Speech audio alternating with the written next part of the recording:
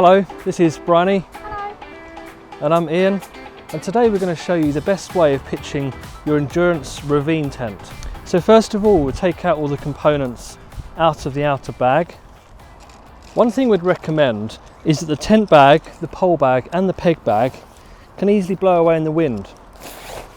So tuck them all together and pop them into a pocket like your rucksack, for example.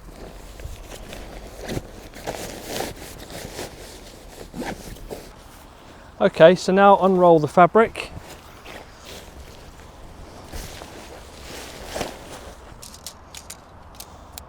So now clipping all the poles together. On the Ravine tent, there are 2 grey poles and 2 orange poles. The colour coding on the poles correspond with the colour coding on the pole sleeves. You'll see here we have 2 different pole sleeves, one with an orange coloured tab and one with a grey coloured tab. The orange poles obviously go into the orange sleeve and the grey ones in the grey one. Makes it really simple. Now the next important thing to note on endurance tents is that they have an open end on the pole sleeve and a closed pole socket the other end. What this means is there's only one right way of threading the pole. So you're going to take the end of the pole, locate the open end and insert it like this. You can work together as a team, helping thread the poles through the sleeves and into the closed socket this end. So now we have all the poles loosely laid in the tent. Each take a pole and push the tent into an arch shape like this.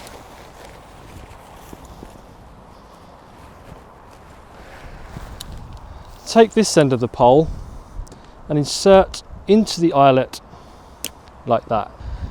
So now you have all the poles in. The next question is, whereabouts on the campsite do you want your tent? The great thing with the Ravine is that you can lift the whole tent and relocate it to wherever you need to. Now we're going to peg out the tent. So we'd start with the 4 corners. Each take some pegs and start pegging.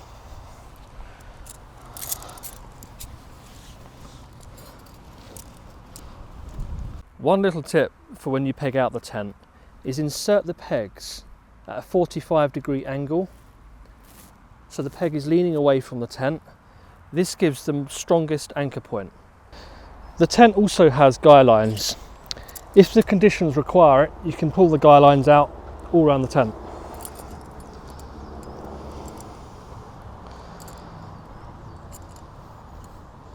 So there you go. And as you saw, today we pitched this tent with the inner tent already connected to the outer. That's the quickest way of putting up your tent.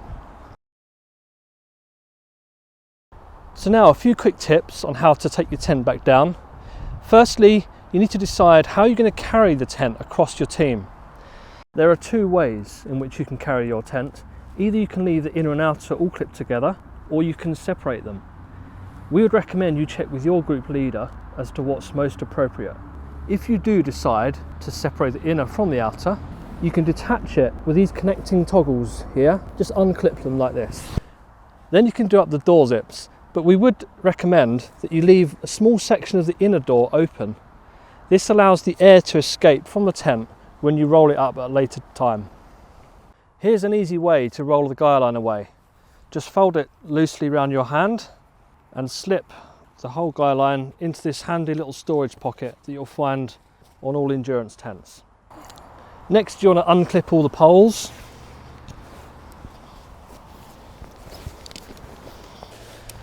One important point is to push the poles out of the sleeve like this.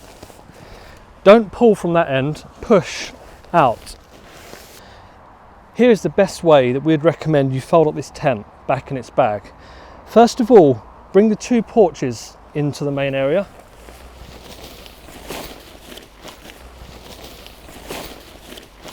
Now you have a rectangle shape ground sheet. Fold it into 4 like this.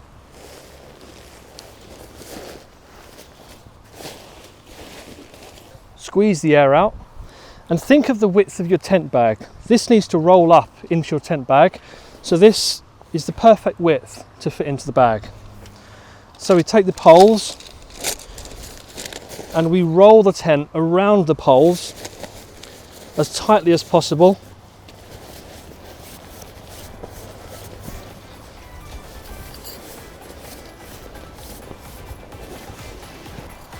Pegs in the top.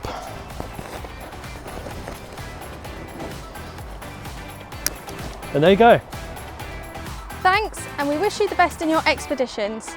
If you have any questions about our endurance products, please email us at sales@accesskit.co.uk or call us on 0800 310 1412.